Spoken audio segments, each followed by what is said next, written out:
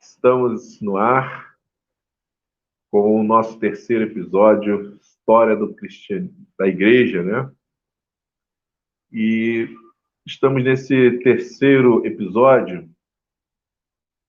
E você que chegou até aqui, acredito que vai gostar bastante desse bate-papo de hoje, que é um período muito extenso. Então a gente vai correr contra o tempo para resumir os principais fatos. E você que está acompanhando conosco ou que perdeu, está aí no nosso canal dos primeiros episódios. Fazendo um resumo rápido, né, nós falamos nos primeiros episódios, no primeiro, falando sobre a separação da igreja primitiva. O que foi a igreja primitiva? Como que ela se separou do judaísmo? Qual era a Bíblia que os primeiros cristãos utilizavam? Nós falamos também sobre as perseguições que começaram com o sistema religioso judaico, né, os judaizantes, e depois passou para o governo civil da época. Isso se estendeu e vai culminar lá no nosso capítulo 2, em Constantino, quando primeiro ele suspende, por decreto, a perseguição, depois que ele se converte, falamos sobre a conversão dele e tudo, e chamamos esse segundo capítulo de o casamento, né? Porque se dá na figura, não necessariamente na figura de Constantino, porque a oficial, oficial do Estado vai se dar com Teodósio, mas em Constantino ele há aquele casamento e hoje nós vamos entender melhor por quê. Constantino ele ajuda ali no Concílio de Nicéia a organizar essa igreja, e ela, de primitiva, agora madura, ela se torna realmente uma religião estatal, e ela, que era uma igreja perseguida, passa então agora a perseguir os hereges, né? Então chegamos nesse terceiro episódio, e eu tenho o nosso parceiro, né, que está, teólogo Luciano, meu primo, Luciano Mazilo, que está com um projeto muito bacana. Você que... Pessoal, como é que está o som aí? Alguém pode comentar para mim? Porque a gente não se ouve aqui, porque dá um eco tremendo se eu soltar o som do computador. Mas alguém, se puder comentar aí, eu agradeço, tá? Se está legal. E o Luciano está comigo aqui, nos ajudando a elucidar esses pontos que nós estaremos tratando hoje, tá ok? E nós, a igreja, a história da grande rainha, e por que nós escolhemos esse tema de a grande rainha? Porque nós vamos observar alguns detalhes que levaram a igreja a se tornar a igreja universal, a igreja católica apostólica romana, principalmente após esse casamento. E como a grande rainha, ela realmente teve algumas atuações, e agora eu gostaria assim, de você ter muito carinho em nos ouvir, que nós estamos agora entrando não mais numa igreja de Cristo. Depois, o som está horrível, a gente fica sem parâmetro aqui. Foi, tá ok, Claudionã? Obrigado, Claudionã. Bom, a gente vai levando, né? Então, nós colocamos alguns tópicos, quem está acompanhando conosco, né? Nós trabalhamos a infância da igreja, da história da igreja, da pureza e tal. Depois veio o casamento na sua maioridade, e agora nós chegamos nesse período onde ela é alçada à estatura de a grande rainha. Como religião oficial do Estado, ela se enche de poder, de riqueza, e com isso vem o seu desvio. E é sobre isso que nós estaremos falando Eu gostaria de saber aqui se já posso chamá-lo. Nosso teólogo Luciano, ele está sem câmera aqui ainda. Então, eu sei que hoje nós estamos disputando com o Flamengo, pessoal, me desculpa, o Flamengo é o meu time do coração, do Luciano também, mas assim como o cantor Fernandinho, que eu gosto muito, cisma de fazer live junto comigo, o Flamengo cismou de botar no horário nosso aqui. Então, você que não é flamenguista, fica conosco, você que é também, depois tu assiste o jogo do Flamengo, mas quem quer aprender, quem quer conhecimento, fica conosco, porque você não irá se arrepender. Vai ser bênção de Deus na sua vida.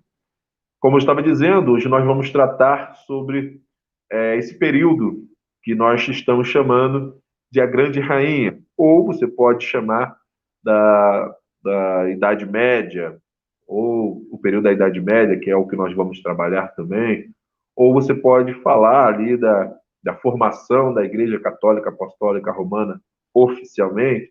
Enfim, abrindo um parênteses, nesse período, desvio, o que acontece? E eu vou dar essa introdução e depois vou chamá-lo.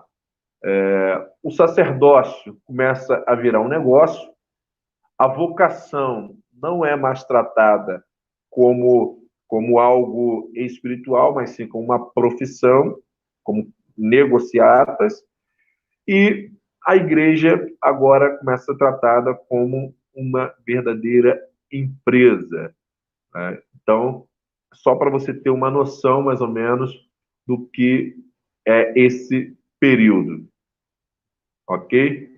E também nós vamos acabar tocando, só fazendo um pano de fundo aqui nessa introdução, inevitavelmente nós vamos também trabalhar, como já mencionamos, e aí você tem que assistir os outros vídeos, né, de problemas anteriores que já foram mencionados, mas também ela vai entrar agora numa perseguição mais ferrenha aos pagãos, né, coisas que a igreja havia sofrido, agora ela impunha a todos aqueles que ela taxa como herege.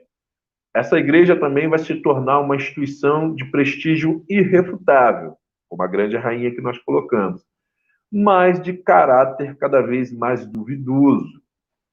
Os bispos foram engrandecidos a autoridades divinas inquestionáveis, com poder até de perdoar pecados. E o povo preterido a classes inferiores de meros pecadores. Então, é sobre isso que nós estaremos abordando, né, no dia de hoje. O Luciano está com alguns problemas. Enquanto ele se ajusta lá, como nós dissemos, a gente já vai colocar ele no ar. Então, essa institucionalização da igreja, ela ficou cada vez menos dependente do poder e da orientação do Espírito Santo, e assim ela se torna essa grande rainha. E aí tem um fato histórico bastante interessante, que aí nós vamos entrar agora propriamente na aula de hoje, no assunto, né? Que tem alguns historiadores que eles mencionam que com a queda do Império Romano, eu espero que o Luciano possa nos ajudar melhor nesse aspecto, com a queda do Império Romano do Ocidente, a única instituição que ficou de pé foi a Igreja, porque os ditos bárbaros conheciam, já tinham sido evangelizados. Então, eles conheciam aquela instituição chamada igreja como algo bom. Então, eles não destruíram, foram os únicos prédios que eles não tacaram fogo, que eles não derrubaram, que eles não destruíram. E o que acontece na Idade Média? Os padres vão começar a se utilizar desse artifício, dizendo: olha, a igreja foi a única que ficou de pé porque ela é transcendente, porque ela é imponente, ela é tem todo o poder na terra e no céu, por isso, e eles começam a se utilizar desses artifícios, e aí o imaginário do povo aceita e eles começam a se tornar a grande instituição, né, de caráter, aparentemente, é o que eles passavam, ilibados, e eles é alçado a grande rainha, ou seja, o que fala-se na terra, o que a igreja fala-se na terra, como se Deus assinasse no céu. E aí nós entramos nesse período da Idade Média com a igreja ditando as regras. E esse poder supremo que a igreja vai assumir, vai adquirir, é justamente o poder de. Deixa eu dividir aqui, beleza. Fica pequenininho por enquanto, você. Tem fogos aí, o quê? Já gol do Flamengo? É isso aí. Ah, meu Deus, hoje vai ser difícil. Eu fui falar do Flamengo, saiu mais dois aqui. Então, não sei se você está conseguindo acompanhar mais ou menos essa introdução que eu fiz, Luciano. Eu parei justamente aqui na Idade Média. Vou até trocar aqui já o slide. O que foi a Idade Média? Eu fiz uma breve introdução de como chegamos aqui, como que a igreja chegou, né, na Idade Média. Após, nós terminamos semana passada, né, após o casamento, ali na figura de Constantino, mas não é só Constantino, é todo um arranjo, um casamento arranjado, um casamento. E tudo aquilo leva a igreja, com a queda do Império Romano do Ocidente, a ser a única instituição a ficar de pé. E ela se beneficia disso, e a partir daí ela é alçada ao grande poderio de prestígio e riqueza. Enquanto que a Idade Média nós vamos ter um povo cada vez mais pobre, mais, mais escasso de riqueza, de conhecimento, de literatura, a igreja vai crescer cada vez mais em poder, em prestígio e riqueza. Então, é nesse ponto aí que eu gostaria que você já desse uma boa noite ao pessoal e já fizesse a tua preliminar e já entrando aí na Idade Média. E aí eu volto nós dois aqui grandão, depois a gente volta para os lados de novo. Isso. A paz do Senhor para os irmãos, alguns que estão aí. Alguma dificuldade, algumas pessoas não estão conseguindo, que eu mandei um montão de link para o pessoal, porque tu mandou do canal, o link não era aquele dali da reunião, né, do vídeo. Mas até eu confundi aqui na hora de entrar, eu entrei em um e no outro, estavam os dois abertos aqui, ficou dando eco. Entendeu? Ficou os dois abertos aqui, me deu até dificuldade aqui na hora de eu abrir. Mas vamos lá, aqui, estamos aqui agora falando, dando continuidade à aula, como você já deu uma introdução, acerca da Idade Média, que agora já estamos decolando para a Idade Média, um período que começa com a queda do Império Romano, né? Então vamos estar falando acerca dessa entrada, esse período da Idade Média, que é uma duração de cerca de 1000 anos, e é dividido em duas partes, alta Idade Média, baixa Idade Média, alta Idade Média, essas duas divisões, né, que alguns historiadores antigos, né, porque os novos já não falam mais isso, chamavam de Idade das Trevas, que é um codinome que foi dado pelos iluministas, que eles começaram a dar esse nome, porque isso já foi um período lá com os pensadores iluministas, que tinham uma certa rincha com o período da Idade Média, e chamando, como eles eram considerados, né, a Era das Luzes, a Era da Iluminação, chamando todo o período anterior de Idade Média, ou Idade das Trevas, a Idade das Trevas, a Idade do Apagão, a idade pelo qual a Igreja comandou, ou seja, a Igreja foi a rainha, todo o poderio estava em suas mãos, né? Então a Idade Média foi esse período, falando de Europa, né? Vamos falar aqui de Ocidente, a parte mais europeia, e essa queda do Império, na verdade, a gente tem que falar, né, que foi uma queda do Império no lado ocidental, não oriental, porque o Império ele cai no Ocidente com Roma, mas ele prossegue com o Império Bizantino no Oriente e permuta por muitos tempos ainda esse império. A Idade Média é a história que muitas pessoas vê filmes aí de antiguidade da Europa, né, filmes europeus. Então, esses filmes sempre retratam esse período, né, que os povos viviam ali. Mas o que a gente está querendo mais enfatizar sobre a igreja nesse período, como ela, qual foi o seu papel, qual foi o que ela se desenvolveu nesse momento, por que a gente colocou o tema a grande rainha, o que houve, né? Fazendo só um breve comentário aqui, se eu já posso dar continuidade, pode ir direto, quer parar, pode ir, então vamos lá, para a gente ganhar tempo. A queda do Império Romano, a gente não vai aqui enfatizar todos os motivos, que foram vários, então a gente não tem como aqui, não é o nosso motivo, né? O assunto não é bem esse, mas o Império Romano linchou, o Ocidente linchou, já não tinha condições de financiar o seu exército, já tinha uma certa relação com os povos germânicos, já tinha generais visigodos que estavam no meio do Império Romano, já estavam feito aliança, ganharam títulos romanos. Então, essa fusão na sua guarda, né, do exército, o enfraquecimento do exército, foi um dos motivos da queda do Império.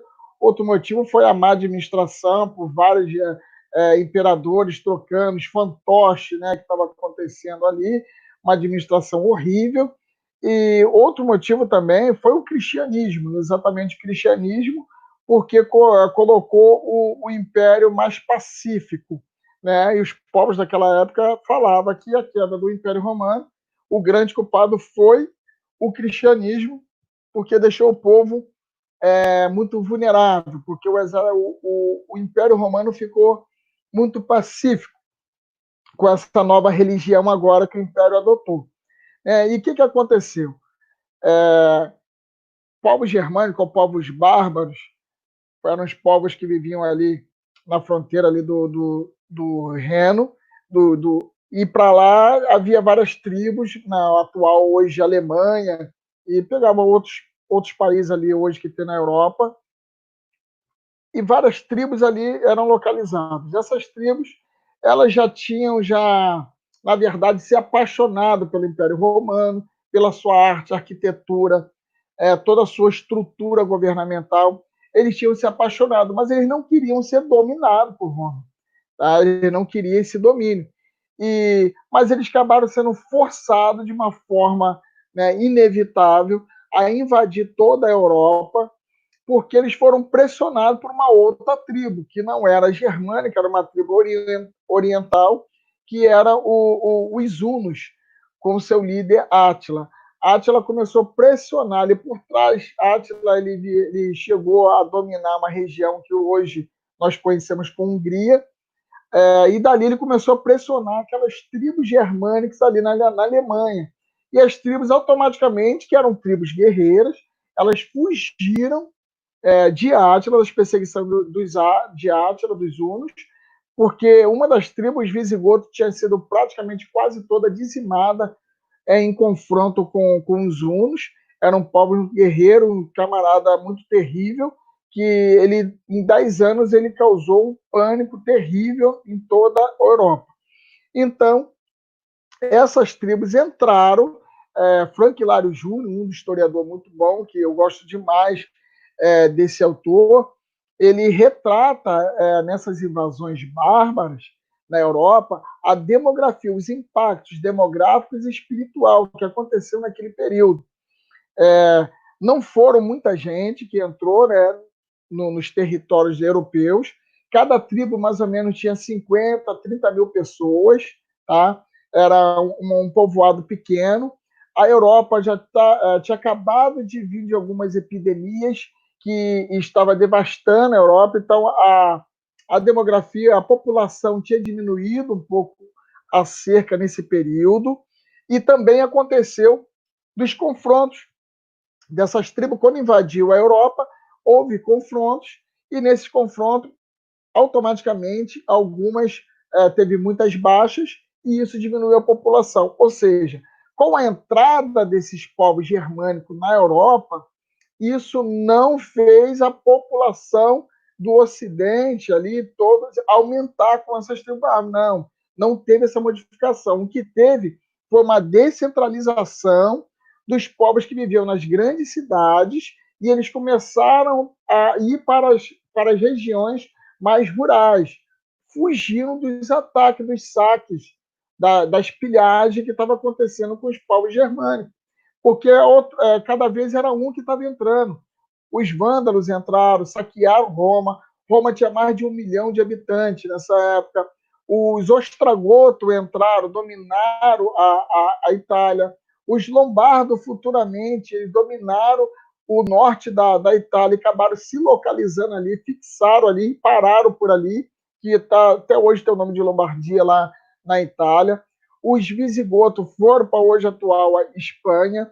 Os vândalos passaram por toda a Europa, passaram pela França, pela Gália, pela Espanha, pela atual Península Ibérica todinha, desceu, foi para o norte da África, ali se localizaram. Receberam confronto com o Império Bizantino, foi destruído pelo Império Bizantino, e logo depois foi dominado pelos muçulmanos, aquela região toda do norte da África. Mas tem essas tribos, elas acabaram se localizando em cada um. Os eslavos em Portugal, os suevos em Portugal, teve os eslavos, bretões. Então, foram povos que começaram a dominar no Ocidente. Eles não queriam destruir a Europa. Eles admiravam muito o Império Romano. Jacques Legoff ele enfada bastante esse ponto em relação que eles se apaixonaram de uma forma tão grande que eles precisavam dessa cultura. Mas quem agora está auxiliando esse povo que entrou em um território diferente, com uma cultura distinta da deles? O herdeiro do Império Romano, porque o Império Romano não caiu, e agora quem é o herdeiro desse império? O herdeiro desse império, nada mais, nada menos é quem? A rainha, ou seja, a igreja. A igreja passa a ser a herdeira do Império Romano. Ela tinha a cultura do Império Romano, e a educação... Luciano. Oi, pode falar. Então, aí faz sentido quando a gente fizemos essa divisão, fica mais fácil, didaticamente, as pessoas entenderem. Porque você fez uma colocação perfeita agora, a herdeira. E é até um próximo ponto que eu já gostaria de chamar para você dar continuidade. Porque eu tô aqui aprendendo demais, hoje eu estou só aprendendo. Deixa eu botar na tela aqui, dividir a gente de novo, que é justamente isso aqui, ó. Eu sei que estava um pouco mais para frente, mas aí eu acho que é um ponto perfeito para colocar, que aí você já faz o seu emendo e continua. A suposta doação de Constantino. Está mais à frente, mas aí já vou deixar aqui na mente do pessoal para que eles vão ligando os pontos, porque realmente a igreja, por ser algo que os germânicos já conheciam, pelo evangelho ter chegado lá, e eles já conheciam a igreja, confiavam na igreja como sendo algo bom, algo que pregava paz, algo que pregava o amor, que ensinava, que instruía, né, que tinha homens retos. Então eles já tinham essa evangelização. Então eles olharam para a igreja e viram nela o farol de direção, né, a rainha e a herdeira do casamento, né, Constantino. E aí isso vai ser, por isso que eu chamei agora, apesar de ser algo que poderia ser feito mais à frente, mas isso depois, essa doação vai ser facilmente contestada pelos estudos de Lourenço Valla, no século XV, né? E aí está a imagem para que vocês forem pesquisar desse camarada. Então, só para fazer essa ponte, e aí você já continua, né? No que tô amando. E outro detalhe, pessoal. Às vezes as pessoas ficam assim, mas estudar história é muito ruim. Ah, poxa, tocar nesses assuntos da igreja, esses assuntos polêmicos. Meus irmãos, o lema do meu canal, e são 3 pilares, é: todo homem tem uma história. Toda história é embebida de cultura. Quando você vai estudar alguma história, você vai esbarrar em vários elementos culturais. Mas toda cultura tem uma implicação teológica. O Luciano ele tem uma formação específica e que a gente também está bolando aí um estudo para fazer sobre os índios, sobre os africanos do Brasil, história do Brasil, né? Porque nós vamos observar que quando os portugueses chegam no Brasil, os índios têm religião, meu irmão. Os africanos, como são trazidos para cá no Brasil, eles vêm com a sua cultura e a cultura deles religiosa, seus deuses, seus mitos, seus. Então, toda cultura tem alguma implicação no transcendente. E quando nós estudamos a história para ver os erros que cometemos no passado, que foram cometidos no passado, para não repetirmos no presente e melhorarmos o nosso futuro. Então, é importante, fique ligado conosco, preste atenção, porque é muito interessante para a sua vida. Temos aqui bastante pessoa também, Luciano, que está assim, rapaz. Além do Claudio Honor, Rosana, chegou o Kleber, minha esposa linda Rejane, a tua esposa Josi, essa eu sabia que ia estar, né? O Lucas, meu filhão, e a Rosane já botou aqui, ó, Convenção de Constantino, foi um ato de fé ou um ato político? Bom, nós falamos bastante, Rosane, na aula da semana passada, no bate-papo da semana passada, né? Se você quiser gastar um tempinho, está bastante interessante lá. Falamos bastante sobre isso, mas o Luciano pode também comentar, ele já comentou, mas a gente pode comentar. Né? Tem alguns que acreditam que sim, tem outros que acreditam que não, né? Mas é um fato que eu, como o Luciano colocou na semana passada, eu posso já trazer ele pode te ajudar. Na verdade, foi um processo como na nossa vida, um processo paulatino, devagar, mas ele, ao fim da vida, ele realmente tem vários relatos que ele comprova a sua real conversão. Então fica aí, tá ok? Luciano, de volta, eu te devolvo a palavra, volta à tela grande, Eu estava e lendo eu aqui fico aqui agora só alguns ouvindo. comentários aqui. Até o Levi está pegando meu tablet ali, logando no meu YouTube, aí colocou ali papai.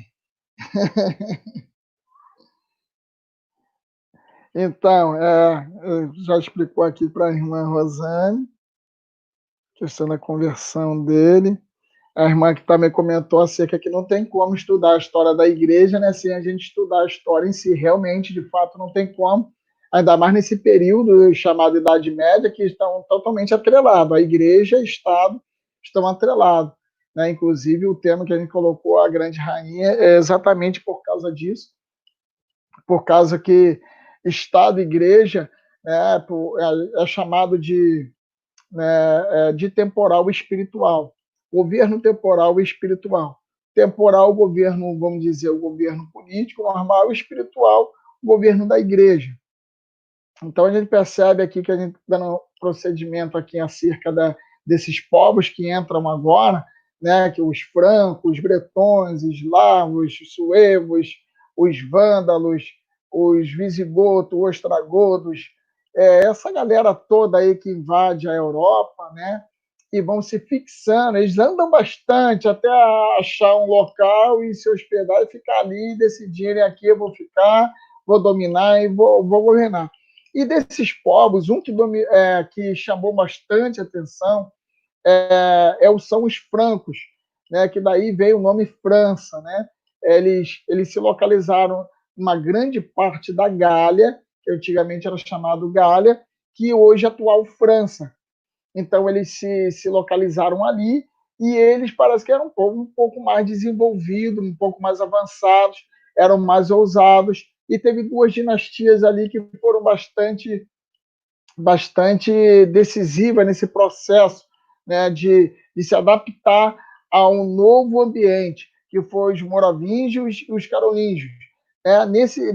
Nessa primeira dinastia, um dos governantes, chamado Clovis, ele recebe o batismo, né, ele recebe o batismo do catolicismo.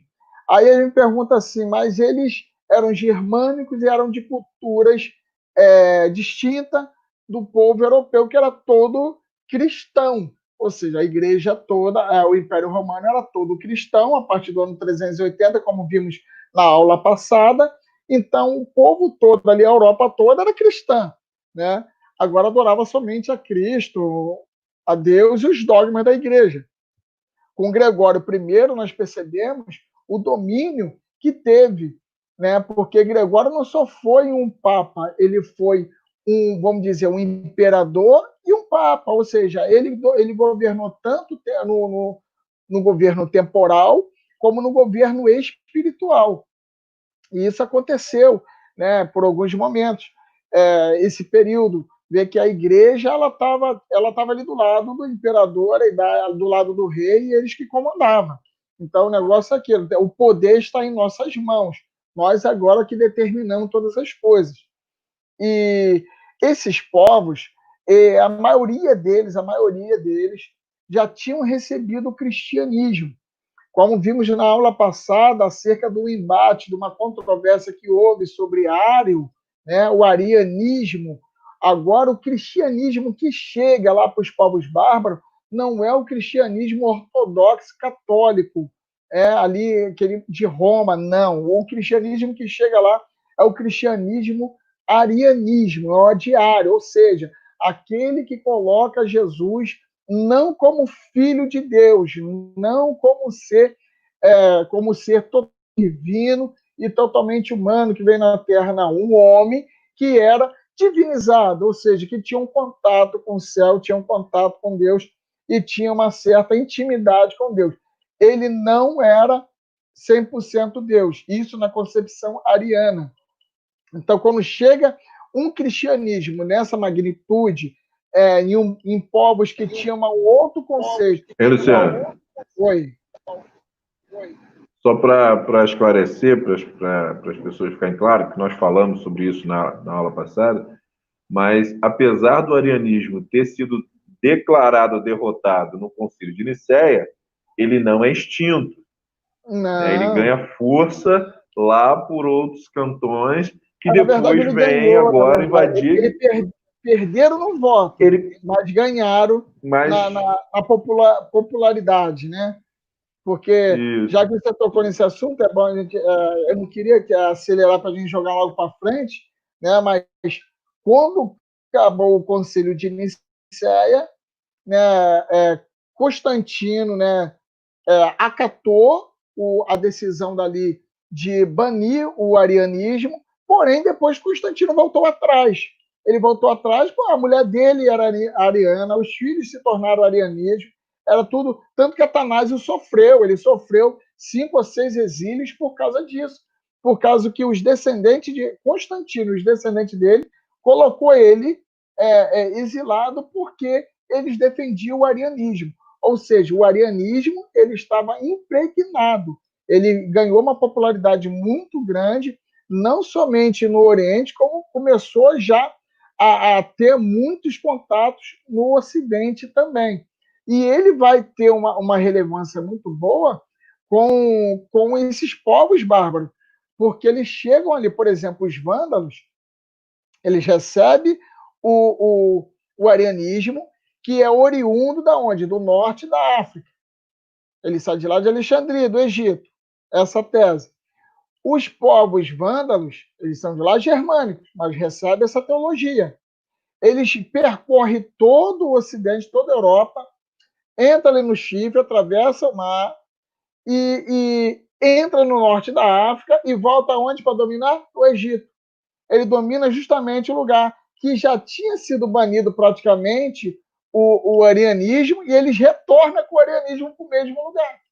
Ou seja, o arianismo ele ficou muito forte nesse período de tempo, né? Até que essas tribos bárbaras trocam de lado, deixam de ser arianos e se tornam totalmente ortodoxos. Por quê? O arianismo não tinha tanta força no seu poder, no clero, né? Ele tinha mais na sua massa popular. Ou seja, no povão eles eram famosos, mas nos comandantes, nos governantes, quem comandava eram os ortodoxos agora. E como o Ocidente, o catolicismo mais tradicional, romano, eles tinham uma organização muito mais elevada, automaticamente os povos foram mudando de lado. Começaram a reconhecer, não, Jesus é 100% homem, 100% Deus, é só esse impasse, e isso é para isso, para a gente fazer amizade, para a gente se tornar, para a gente receber essa herança de cultura, receber essa herança de conhecimento que vocês têm para nos dar, tá? Porque quem era portador do conhecimento, quem era portador da pedagogia da época era quem? A rainha. A rainha que comandava, né? Trazendo uma teologia, uma pedagogia da escolástica, né? Então a escolástica começava a comandar o negócio. Acerca do documento, eles são muito espertos, né? Começou a reivindicar, porque agora são novos líderes, né? Agora tem novos reis. Quem eram os nobres da época? Os nobres recuaram, eles fugiram para o campo, porque a maioria dos nobres eles tinham uma casa de caça. E nessas casas de caça, assim como a gente vê em séculos posteriores, com o Luís XIV, lá com Versalhes, que era a casa de caça do pai de Luís XIV, ele faz de um castelo, e ali faz praticamente uma metrópole, ali em Versalhes. Isso acaba acontecendo depois, posteriormente, com o feudalismo, né? Porque essa descentralização dos povos, fugindo desses povos bárbaros para o meio rural, eles começam a se agrupar para atender, um defender o outro contra os ataques dos bárbaros. Mas os bárbaros já tinham dominado, já estava na metrópole, já estava tudo certo, estava tranquilo. Então, agora, o que eles queriam fazer? Eles queriam se adaptar. Eles não estavam querendo matar mais ninguém, vamos fazer as pazes, agora quem manda é a gente, entendeu? E as coisas começaram a tomar uma outra proporção. E o clero, né, muito do sabido, forjou um documento, ele forja esse documento falando que Constantino, né, falou assim, olha só, o pai da cultura, esse foi um grande, Constantino ele era o grande, vocês lembram dele, Constantino estava lá nas fronteiras da Gália, combateu com alguns de vocês, inclusive vocês, francos, porque Constantino ele combateu quando ele tinha o título de César contra um povo, e esse povo era justamente os francos. E os francos agora parece que está dando as cartas do negócio. E eles começam a dialogar com os francos. E falam assim, ó, ele deixou um documento aqui, a herança. Da onde? Da igreja. Vamos fazer uma fusão, e aqui tem um documento de várias propriedades, tá? Não só na Itália, mas toda a Europa, de igrejas que realmente Constantino construiu bastante igrejas, inclusive o Santo Sepulcro de Jerusalém foi Constantino, teve em Roma também a igreja que construiu, mas ali onde que foi construído ali o Vaticano, São Pedro, né, a Basílica de São Pedro, foi uma construção baseada num documento forjado, falsificado. Como você colocou no slide aí, só é descoberto lá no período lá do humanismo, do renascimento, quando eles começam a trazer a alta crítica, a crítica construtiva lá dos textos, começam a examinar, que nós chamamos dentro do mundo teológico de exegese, fazer uma hermenêutica, uma exegese dos textos e perceber a fidelidade, e dali eles constataram que esses documentos tinham sido forjados, ou seja, adulterado. Percebeu que foi abaixo. Mas até hoje eles defendem, não, é original, isso é mentira, isso é calúnia, o documento verdadeiro. Ou seja, o Vaticano, lá, a Basílica de São Pedro foi fundada através de um terreno roubado, né? Vamos dizer assim, foi forjado um documento e ali, se você conversar com qualquer católico, vai falar que é mentira, que isso não é calúnia, mas o que de fato é que o documento foi forjado, construíram a base de algo ilegal e está até hoje lá, está servindo legal. Queria dar uma parada aqui, a gente vai Então, não, percebi também para justamente fazer um corte. Você está muito acelerado, mas eu quero explicar ao pessoal, gente, tem que ser, porque são 1000 anos de história. Então, a gente dividiu em alguns tópicos principais, e aí cada tópico desse tem que fazer um leque para explicar, mas tenham paciência porque é benção. Mas também, Luciano, muitas pessoas, quando olham para esse período, se perguntam, tá, Eliel, tá bom, Luciano, a igreja se desviou, a igreja mentiu, forjou, vendeu cargos, teve corrupção, tem um filme muito bom, antigo, O Nome da Rosa, que mostra muito esses bastidores, né? Eles começaram a cooptar o conhecimento dentro das igrejas, deixando o povo sem cultura, sem conhecimento, para poder ficar mais fácil a manipulação. Teve um período realmente muito ruim, concordo contigo, que lá no período humanista, eles vão olhar para trás e acusar a igreja, dizer, esse período aqui foi um período onde não houve cultura, onde não houve luz. Mas também não é verdade. Houve produção de conhecimento, houve o início das universidades, houve a construção de ciência dentro dos mosteiros, né? Houve um grande avanço, lento, mas teve muita produção também de conhecimento. E aí eu queria que você comentasse, deixa eu compartilhar com o pessoal aqui mais uma imagem.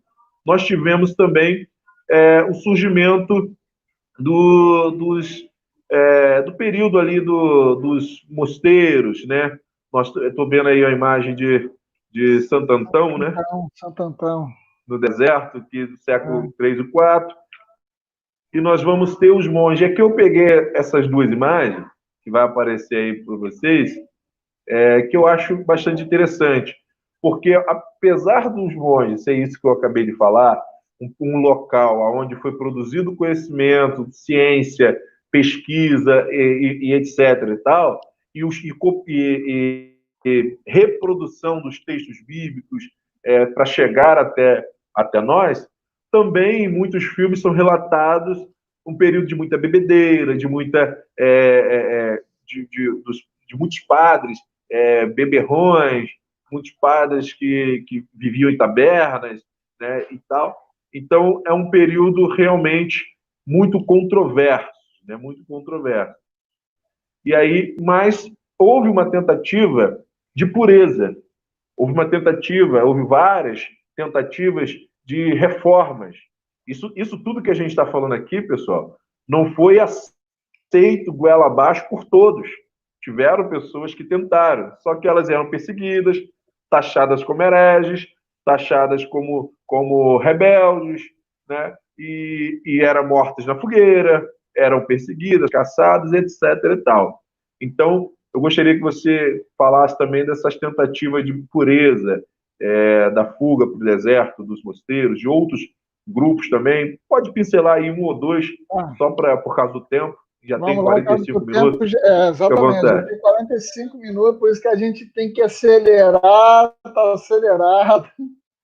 O povo quiser ver de novo e vai entender. Então, o período dos monges, os monastérios, quando começaram a ser fundados, né? O objetivo é praticamente ter um grupo, que a gente olhar na Bíblia. Na Bíblia a gente vê um personagem chamado João Batista. João Batista, alguns estudiosos dizem que João Batista ele veio de uma facção religiosa judaica do período de Jesus, que são os essênios. Os essênios eles viveram no deserto de Qumran ali, que é onde foi descoberto, né, os pergaminhos do Mar Morto. Né, as pessoas devem ter ouvido acerca disso. Os essênios tinham essa prática de se isolar. Eles são oriundos dos fariseus, a teologia são exatamente a mesma. Viviam todos de branco, tá? Os essênios eles não admitiam muito mulheres no seu meio, tá? Quando a gente vê todos escritos, não tem texto falando muito bem sobre os essênios acerca de mulheres, porém achados arqueológicos mostraram muitas ossadas no cemitério de Qumran, na localidade dos essênios. Mas a vocação dos essênios era exatamente isso: se isolar do deserto, se isolar da cidade, se isolar da metrópole. Por quê? No meio da cidade, lá está o pecado, lá estão as tentações. Então, vamos fugir para os locais distantes.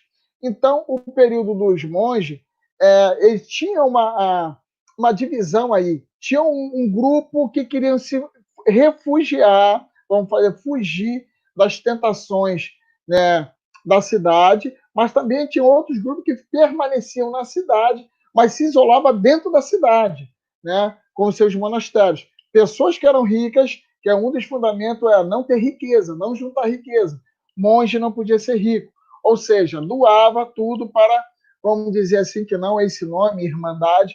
Irmandade foram vários outros segmentos dentro do catolicismo que aconteceram, mas segundo esse grupo aí, eles não podiam ser ricos, eles tinham que abdicar de todas as coisas que prendiam esse mundo e se refugiar e ter mais contato com Deus.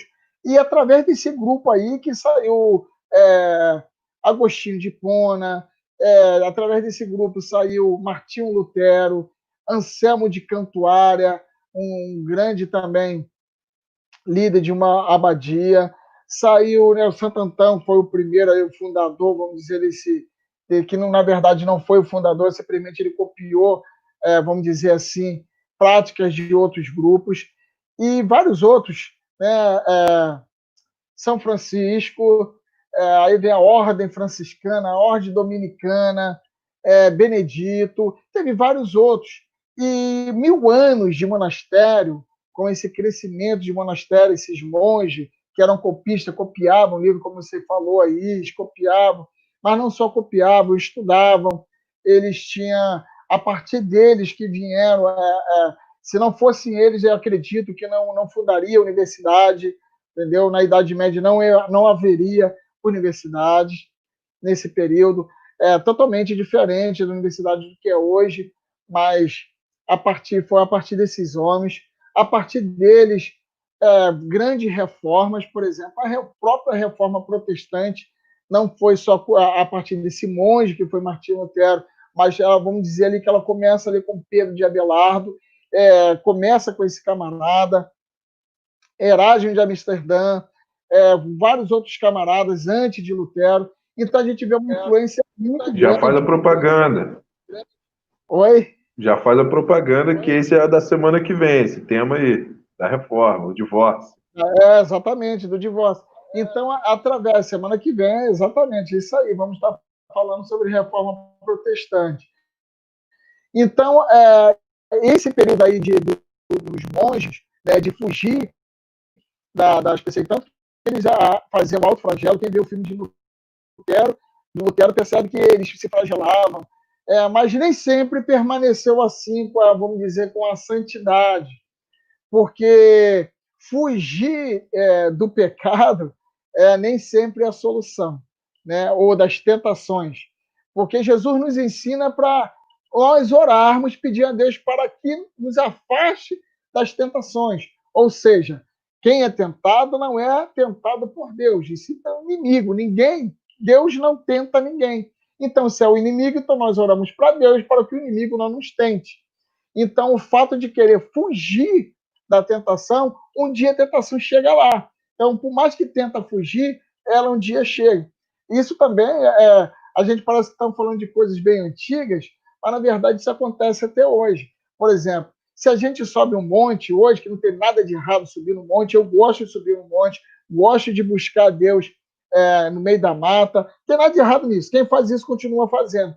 Mas a questão é que sempre quando eu subo ali no Horeb, em Mesquita, a gente vê muitas pessoas acampadas, né, no monte. Às vezes na Mata do Tinguá também havia muito isso, hoje tem bem menos. Eu fui em Santa Cruz da Serra, no monte lá, em Raiz da Serra, e lá muitos acampamentos, arraial. E eu falei, pô, vocês ficam tanto tempo aqui? Não, aqui estão em santidade, ou seja, se isolando. Nada diferente das práticas dos essênios, nada diferente das práticas dos monges, tentando fugir das tentações, ou seja, se isolar, isolamento. E isso é até um tema do próximo livro que eu vou estar escrevendo, Os Cristãos Isolados, que eu vou estar falando, vou abordar desde os essênios até os cátaros, lá dos albigenses, até os crentes dos montes, do Reteté, do Pentecoste. Vamos abordar todo esse período histórico acerca desse pessoal aí todinho, entendeu? Porque é uma coisa que às vezes a gente tem que acha a gente que o fato de de eu estar me isolando, me santificando, eu me torno mais santo. Ou seja, eu subo o monte para estar cheio do poder. Eu subo o monte para me isolar do mundo. Eu estou em jejum 5 dias isolado. Aí é fácil, irmão. Me desculpa, mas é fácil demais. A gente está lá no meio do monte, né, isolado, vendo só mato. Não estou tendo nenhum contato com o pecado. O que me chama a atenção, sabe o que é? Se a gente for estudar um pouco de escatologia, que não tem nada a ver com o assunto aqui, mas lá tem um período fala sobre o milênio. O que é o milênio? O milênio vai ser 1000 anos, né? Se a gente compara também a Idade Média, praticamente isso aí, 1000 anos. E no milênio é totalmente o oposto, que aí foi a Idade Média. Mas no milênio tem a parte que o diabo vai ser preso, né? Depois ele vai ser solto. Mas só que antes de ser solto vai ter pecado. Aí eu falei assim, mas como que pode ser esse negócio aí? Porque o que faz um homem pecar? O que faz o ser humano pecar? O diabo faz o homem pecar? Faz. Sim, é um motivo. Eu lembro que 2 camaradas que falavam a mesma coisa. Um antigo professor meu, Alex Ramos, que você conhece, grande amigo, e o pastor Júlio Senense falava assim, ó, o diabo, ele arma o show, ele coloca o palanque, ele coloca os instrumentos todinho lá. O pedestal está lá, o microfone está lá, mas quem vai subir e dar o show somos nós. Ou seja, o diabo ele prepara o cenário, mas quem peca somos nós. Quem decide pecar somos nós. Então, se o diabo não está no milênio, por que vai ter pecado? Da onde que vem o pecado? Segundo lugar, o meio pelo qual ele vive. Então, 2 coisas que os monges queriam fugir. Primeiro, eles queriam fugir das tentações do inimigo. Então, se eu vedo as oportunidades de um inimigo me tentar, ou seja, eu fujo do casamento, eu fujo das mulheres, eu fujo da prostituição, eu fujo da ganância, eu fujo da avareza, eu fujo dos 10 pecados capitais inseridos na época, então eu vou ser menos tentado. Então, se eu não tenho um meio para ser tentado, porque o meio influencia o homem a pecar. Isso todos nós sabemos. Isso é uma forma também de homem pecar. Ser tentado pelo diabo. Segundo, o meio pelo qual nós vivemos, às vezes, ele não influencia ao pecado. Terceiro lugar, por que o homem peca? Porque no milênio não vai ter diabo para tentar. Segundo, o ambiente lá é propício ao quê? A não tentar. Porque quem vai estar comandando? Cristo. E mesmo assim não vai pecar. Por que vai pecar? Porque o pecado mora dentro de nós. Destituídos todos nós fomos da sua glória. Ou seja, a matéria pecaminosa está dentro do homem. Tem gente que fala, não, eu estou orando. E aí, Luciano? Oi. E aí não tem para onde fugir, né? Como é que você vai fugir de você mesmo? Não tem como. Para onde você vai, o pecado vai contigo. O maior vilão que faz eu pecar, o erro, tudo, não é o diabo. O diabo não é nosso maior inimigo, não. Que é o nosso inimigo é o nosso eu interior. Quando a gente entende que todos nós temos uma fraqueza, temos uma fragilidade, e nós temos um ponto vulnerável, e esse ponto vulnerável que nós temos que brindá-lo ou eliminar de dentro de nós, né? Enquanto a gente, né, como o pastor Cláudio Duarte prega, falou assim, ó, enquanto Osias não morreu, Isaías não viu a glória. Ou seja, o que está acontecendo aí que o teu Osias aí não está te deixando ver a glória? Então, ou mata Osias, ou você deixa ele morrer de fome. Porque se o pecado que está dentro de nós, ou aquilo que está flamejando dentro de nós, esteja apagado, ou seja, o inimigo não vai ter força. Primeiro, para tentar, e o meio não vai te influenciar, porque o seu interior já foi tratado. Agora, o maior erro do homem em toda a história foi querer tratar coisas externas, sendo que o interno não foi tratado. Eu estou indo em consagração, eu estou indo em monte, eu estou me jejuando, estou me consagrando, ok, continua. Mas se não liberar o perdão, vai para o inferno. Se o coração está cheio de mágoa, vai para o inferno. Mas eu quero viver com a aparência dessa forma, porque a aparência é o quê? De santidade. Os fariseus gostavam de ser chamados de quê? De santos. São dos quedocins, ou seja, ali é descendente dos Hazedins, santo. Então eu quero ser chamado de santo porque eu oro, eu busco, eu prego, sempre estou em santidade. Todo mundo na igreja vê que eu dou glória a Deus, eu sou o primeiro a falar em língua estranha, estou na frente, eu prego e as coisas acontecem, o poder cai e tudo, mas às vezes, um soprinho caiu. Por que caiu? O irmão estava lá. Porque não tratou o seu inimigo interno. E aí, para onde vai fugir? Vai para o deserto, ele está lá contigo. Vai para o monte, ele está lá contigo. Mas eu estou fugindo do pecado, mas o pecado está junto com você. Para onde você for, ele vai junto.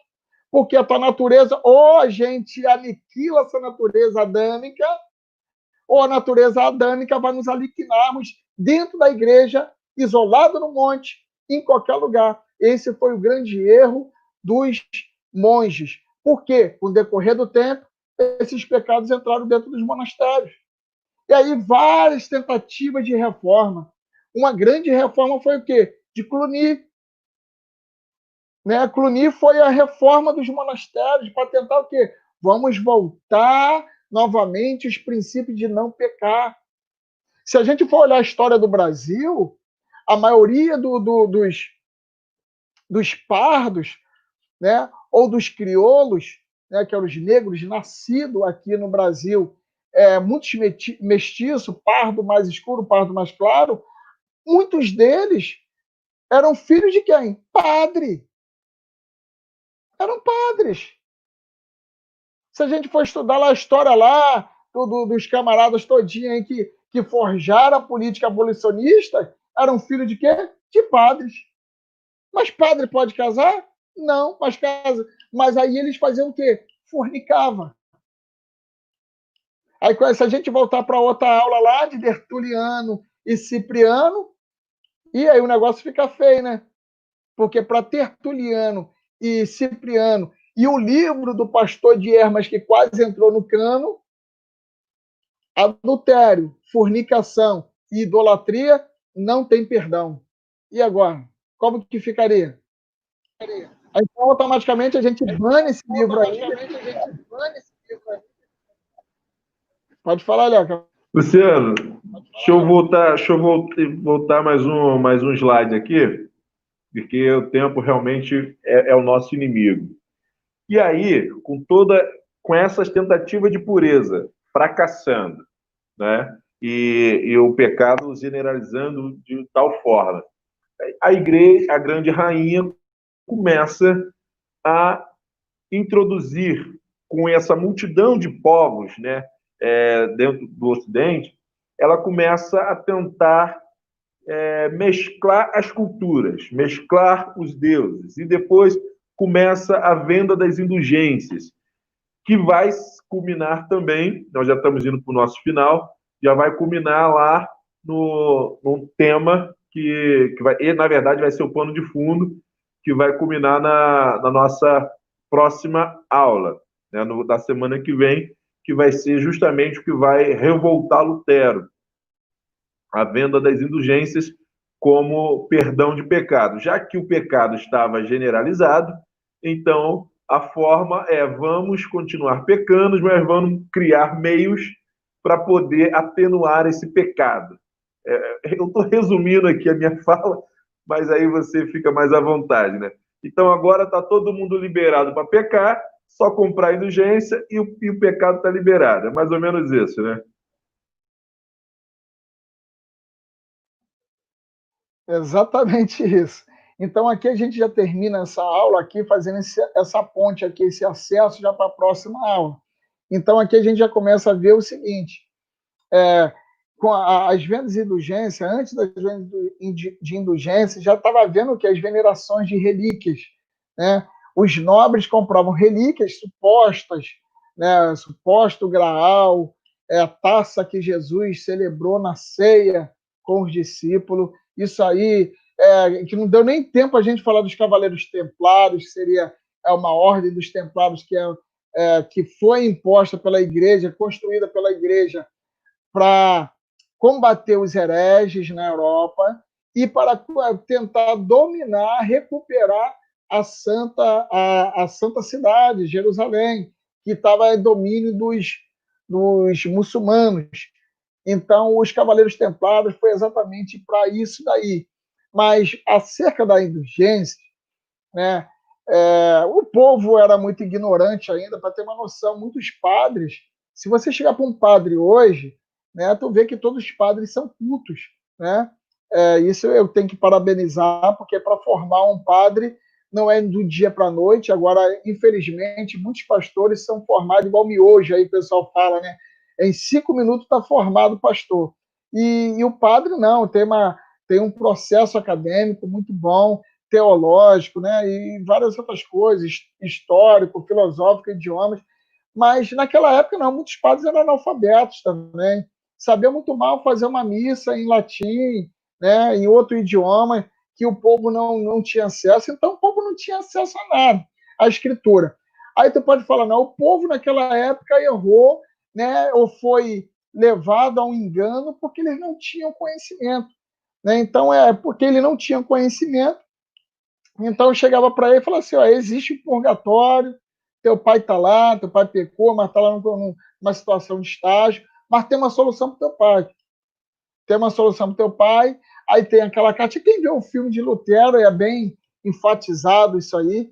Aí tem lá aquele documentozinho, selado e tudo, ó.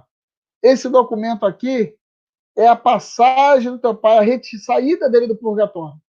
Aí o camarada lá pagava aquilo dali e ele é perdoado. Pô, meu pai está perdoado, graças a Deus. Tirei meu pai do purgatório. O camarada pecava e falava assim: ó, não é só mais rezar, não. Cara. Tem uma promissóriazinha para você pagar. Se você pagar essa promissória, tá tudo certo. Aí a gente fala assim: poxa, isso é tranquilo, sem vergonhice de quem fez, né? Assim, dessa forma que a gente interpreta. E o povo, coitados deles, eles foram iludidos. Ok, beleza. E hoje? Qual a diferença do povo que era enganado naquela época e que o povo que é enganado hoje? Né? Porque tem gente que está pagando pela sua salvação.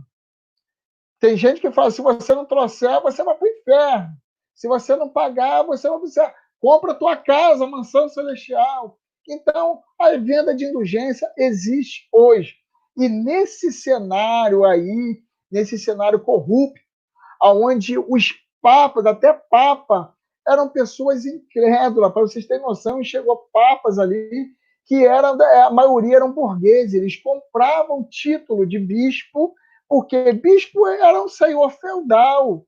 A maioria dos senhores feudais eram bispos, eram donos. A igreja se tornou dona de quase toda a Europa.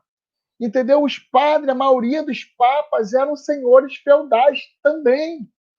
Então, ou seja, o domínio não só estava na espiritualidade, o domínio da grande rainha, ela estava também em concessão de terras, de patrimônios. Então, para eu conseguir que sou aqui um mero comerciante e quero atingir aquele grau ali, o que eu faço? Eu compro o título de bispo. Eu compro o título de padre. Luciano? Oi. É interessante, quem não leu, eu já li, quem não leu, se lê ou se vê o filme dos Três Mosqueteiros, quem é o vilão daquela história? Quem é o vilão? Quem está orquestrando todo golpe para derrubar e se tornar? Quem é o vilão? É o cardeal. O cardeal é o inimigo da história. Então, isso que você está falando, eu me lembrei aqui, que como que a figura desses personagens que estavam no comando da igreja, como você falou, tem um paralelo com algumas religiosidades hoje, acaba sendo muito interessante, porque queria estar fazendo acesso ao céu, está, na verdade, levando as pessoas para o inferno. Temos aqui 2 comentários, Luciano, antes de terminar, e aí você já vai para as suas considerações finais também, que eu achei bastante interessante. A Rosane, ela fala que uma parte que você estava falando mais atrás, o obscurantismo... quando eu falei do filme Nome da Rosa, né? Retratado bem no filme O Dono da Rosa. O problema era que a cultura era exclusividade dos clérigos. verdade, né? Eles que tinham acesso. Eu, Claudio Duarte, tomei um susto aqui, falei, rapaz, será que é o Claudio Duarte? Mas vamos lá, eu botei até na tela. E nós temos declinado para o pecado. Ninguém ensina uma criança a fazer pirraça, mas ela faz antes mesmo de aprender a falar ou andar. E é exatamente daquilo que você estava falando lá no milênio, vai ter pecado. Porque a nossa natureza caída, ela é caída em pecado. Então, nós, sem a graça de Deus, é impossível alcançarmos a salvação, que é em Cristo Jesus. Só fazemos o bem porque Ele faz através de nós o bem, porque por nós mesmos nós vamos sempre procurar fazer o mal. E aí não tem como fugir de nós mesmos, né? Para onde a gente for, nós vamos conosco mesmo, senão a gente não vai. Deu uma de alguém aí, que já foi presidenta, mas tudo bem. Vamos lá, Luciano. Então, a gente está falando aqui, eu estou buscando só aqui uma postagem que eu fiz hoje. Eu queria ler. Então, a postagem eu fiz aqui de John Piper, né? Apesar de ser calvinista, eu gosto do povo lá, os calvinistas, eles pregam a graça, pregam Cristo. Está faltando muito Sou isso em calvinista, nós. cara. Oi? Eu sou calvinista. É mesmo, né? Tem muita coisa estranha aí também, tá? Os calvinistas Na verdade, até Batista, tua igreja é calvinista, Batista? Não, ela é arminiana. Mas Eu não sou armínio nem sou a mescla calvino, dos não dois. sou dos dois. Então, eu sou a mescla dos dois. Tá, então a frase aqui O que tem de melhor nos dois. John Piper, ele fala assim, a fé não é um orgulho dos fortes, é o grito dos fracos que precisam de um salvador. Ou seja, ele está falando exatamente isso aqui. Porque a gente não pode se gloriar que somos grandes, porque eu busquei muito a Deus, hoje eu estou cheio do poder, eu sou isso, eu sou aquilo, me destaco, porque eu busco muito a Deus, então eu sou cheio disso. Não. Na verdade, é que eu sempre falo, eu subo um monte, né, para ficar cheio do poder, cuspindo fogo, marchando. Não é nada disso. Eu busco a Deus nos montes, na madrugada, porque é uma necessidade. Para quê? Matar o meu eu interno. É uma necessidade, é um grito de desespero pedindo a Deus, segura a minha mão, não solta ela não, se tu soltar eu caio, se tu soltar eu fraquejo. Ou seja, a palavra de Deus, ela é sempre primordial na nossa vida. A nossa fé, ninguém se gloriosa, eu sou cheio de fé, não é nada disso, não tem nada a ver disso. Então é totalmente o inverso. Por isso que eu gosto muito de algumas mensagens calvinistas, a maioria de Augusto Nicodemos eu gosto bastante, né? E exatamente porque pregam Cristo, a essência, ou seja, um Deixa eu só aproveitar. Deixa eu só aproveitar e fazer minha explicação, que talvez tenha um Enoque aqui rindo, eu não sei se é dessa questão. É porque eu costumo dizer da seguinte forma, Luciano, ver se todo mundo possa me entender. Para mim, a grande dificuldade de um entender o outro, do arminiano e do calvinista, é o seguinte: isso foi uma revelação minha no seminário estudando os dois. Para mim, Armínio, ele está olhando do ponto de vista do homem para Deus, em relação à salvação. Que o principal ponto de debate dos dois é a questão da salvação. Quem age mais sobre a salvação e etc. Então, o arminiano ele está olhando do ponto de vista do homem. O que o homem pode fazer para ser salvo? E aí ele tenta montar toda a sua teologia ali em cima desse ponto. O homem, do livre-arbítrio e tal, tal. Já o calvinista, na minha visão, ele está olhando do ponto de vista de Deus para o homem. O que é que Deus faz na salvação? Qual é a parte de Deus na salvação? E aí fica difícil de dialogar, porque os dois estão olhando do ponto de vista totalmente diferente. Então não tem como ter essa unidade. Então eu pego o melhor dos dois e fiz a minha teologia. Na verdade, um assunto que seria bom para ser discutido para frente, não nessa perspectiva de lado A e lado B. Não, é uma perspectiva muito além disso, porque Calvino e Armínio foram homens da sua época, pensavam como os povos da sua época. Calvino matou, entendeu? E achou que isso era o correto. Tá? Aí vamos condenar Calvino? Não, ele pensava e agia como os homens daquela época. Todos os cristãos ali matavam uns outros, né? Vamos falar um pouquinho mais para ver se que a gente consegue falar semana que vem um pouco dos anabatistas, Os anabatistas foram exterminados pelos calvinistas, né? Muitos calvinistas, não só calvinistas católicos, mataram crente matando crente. Hoje a gente fala matava no campo espiritual, mas não, antes não, era na espada e no fogo mesmo, entendeu? Matava mesmo, crente matando crente. Então, como que eu vou me alimentar de uma teologia tão antiga? A gente já, por quanto tempo já passou? Mais de 500 anos, né? Na reforma protestante, e a gente ainda está bebendo da mesma água, da mesma coisa, da mesma maneira. Jamais a gente pode limitar o poder de Deus em pensamento de Calvino e Armínio. Armínio e Calvino, quem são eles para fundamentar algum pilar de salvação? De maneira alguma. A salvação ela é plena com Cristo, e Cristo ele tem bases acerca assim, que Calvino comentou, que Calvino não é dono de verdade, Calvino simplesmente fala o que a Bíblia está escrito, e Armínio fala do mesmo jeito. Mas Jesus ele é muito além do que tudo, do que Armínio e Calvino, é muito mais além do que tudo isso. Mas seria interessante a gente olhar isso futuramente, um ponto de vista mais avançado, não limitado para esses caras, se limitava não. Mas boa noite. Já tô ansioso já para a gente montar esse projeto aí. Depois de terminar esse que a gente está fazendo da história da igreja, aí eu vou trabalhar as ferramentas do pregador. Já tem um professor, Luiz Cláudio, né? Até indiquei para você também, um camarada também muito, muito bom na palavra, que nós vamos estar trabalhando. Por quê? Porque nós estamos falando da história, como que a igreja vai chegar aos nossos dias. Aí agora as ferramentas do pregador, para que esse pregador que conhece de onde ele veio, ele possa se munir, como o seminário que você está fazendo também, para pregar, mas não vai ser um seminário, a gente vai trabalhar mais sobre as ferramentas mesmo de pregação, oratória, exegética, hermenêutica, algo mais sucinto, né, uma pincelada. E depois nós vamos trabalhar com o terceiro viés da questão da igreja, que tem dentro da igreja que dá muita polêmica, que é o ministério de louvor. Né? O ministério de louvor dá pouquinho problema, né?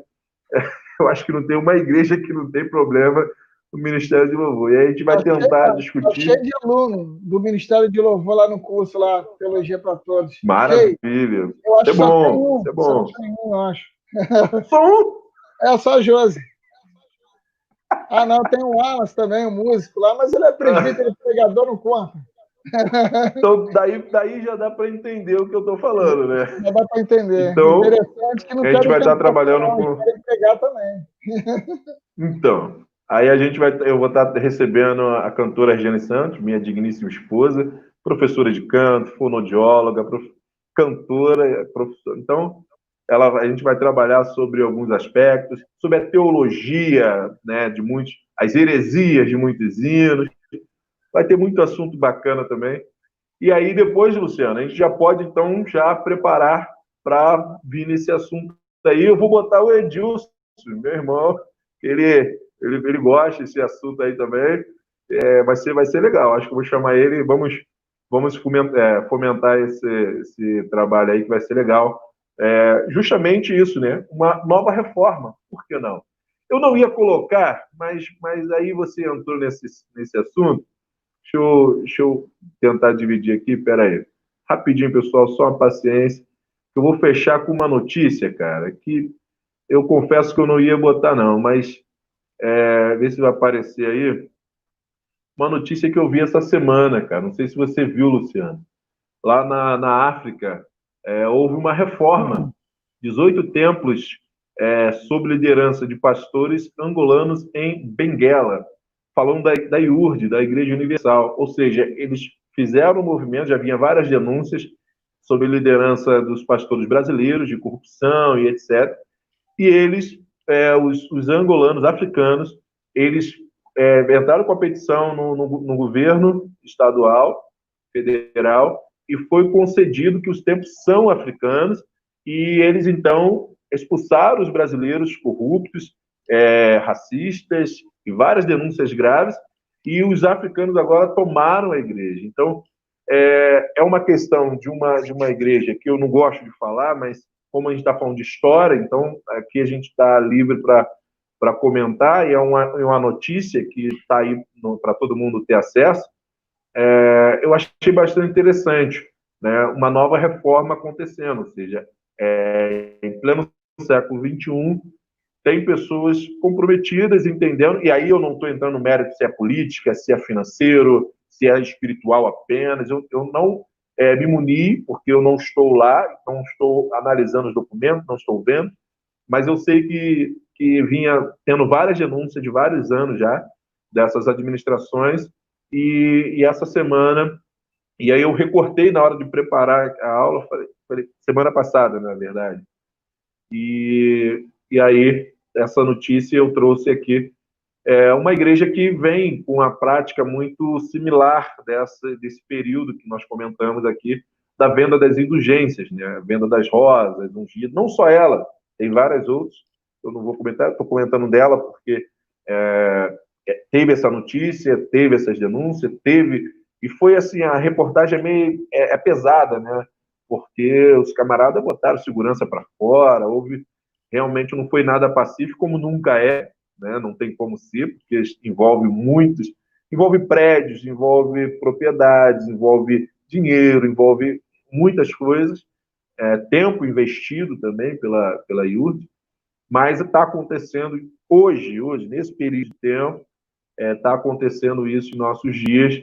Então, por que não falar de uma nova reforma com os teólogos assim tão preparados quanto você e aqueles professores lá do seminário, né? Pessoal, chegamos ao fim de hoje, né, 1h18, corremos, porque o assunto não tinha como ser diferente. Semana que vem a gente vai entrar mais a fundo sobre o divórcio, né, e os principais elementos ali, e como que aconteceu, por que não aconteceu antes, por que aconteceu exatamente naquele período. Podemos chamar de a plenitude dos tempos de Lutero, né? Porque realmente ele teve assim, uma conspiração favorável para conseguir o que outros não conseguiram. Meu primo, muito obrigado mais uma vez pela tua presença aqui, tão solícita, tão graciosa, né, brilhantando nosso canal, esse projeto aqui que não é meu, é nosso, é para falar de história, cultura e teologia. Para mim, esses assuntos são só, né, como você mesmo acabou de comentar há pouco, não tem como falar da história da igreja sem falar sobre a história, né, e nem como falar de história sem falar da igreja, porque não tem como. Jesus divide o calendário, né? É antes de Cristo e depois de Cristo. Então, não tem como dividir esses assuntos. Obrigadão, forte abraço Talas Ossos para todos. Hoje não deu tempo nem de comentar todos os participantes, mas a gente corrige isso na próxima semana, que o assunto a gente vai tentar reduzir para até dar tempo de falar dos participantes aqui. Valeu, meu primo. Vai comer sua pizza que deve ter esfriado. Não guardou meu pedaço, né? Valeu, meu irmão. Um abraço, pessoal. Valeu, gente. Tchau, tchau. Fica com Deus.